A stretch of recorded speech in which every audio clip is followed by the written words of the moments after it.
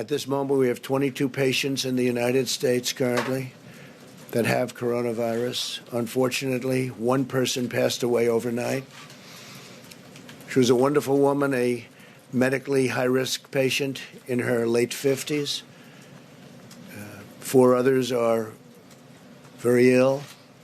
Thankfully, 15 are either recovered fully or they're well on their way to recovery.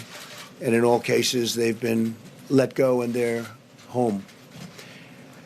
Additional cases in the United States are likely, but healthy individuals should be able to fully recover. And we think that will be a statement that we can make with great surety now that we've gotten familiar with this problem. They should be able to recover should they contract the virus. So healthy people, if you're healthy, you will probably go through a process and you'll be fine. Since the early stages of the foreign outbreak, my administration has taken the most aggressive action in modern history to confront the spread of this disease. We moved very early. That was one of the decisions we made that really turned out to be a lifesaver in a sense, big lifesaver.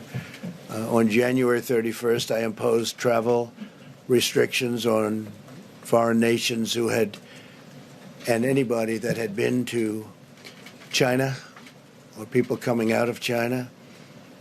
And I want to say that China seems to be making tremendous progress. Their numbers are way down. And if you read Tim Cook of Apple said that they're now in full operation again in China, their numbers are way down. Experts now agree that the decision to move so quickly, despite a lot of opposition on that decision, was a wise one. It greatly slowed the spread of the virus to the United States, and it really gave us time to do some of the critical moves that we've done. And it allowed these great professionals to get together and figure it all out. And we think they've done that. We've taken the most aggressive actions to confront the coronavirus. They are the most aggressive taken by any country. And we're the #1 travel destination anywhere in the world, yet we have far fewer cases of the disease than even countries with much less travel or a much smaller population. As an important part of our efforts, on Monday I'll be meeting with the largest pharmaceutical companies in the world, actually. They'll be coming to the White House, and we're talking about a vaccine and developing very quickly, and they've already started working on it, developing very rapidly a vaccine for the virus, to combat the virus. And we're having very good initial feedback. But these companies will be coming to the White House on Monday. Tremendous amounts of supplies are already on hand. We have 43 million masks, which is far more than anyone would have assumed we could have had so quickly. And a lot more are coming.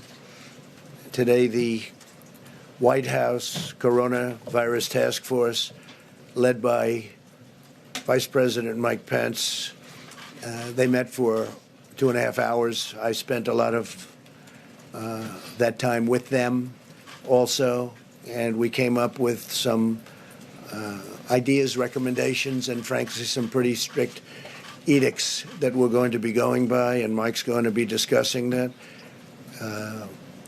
But we are really having a group of people that is so talented, and they're working round the clock.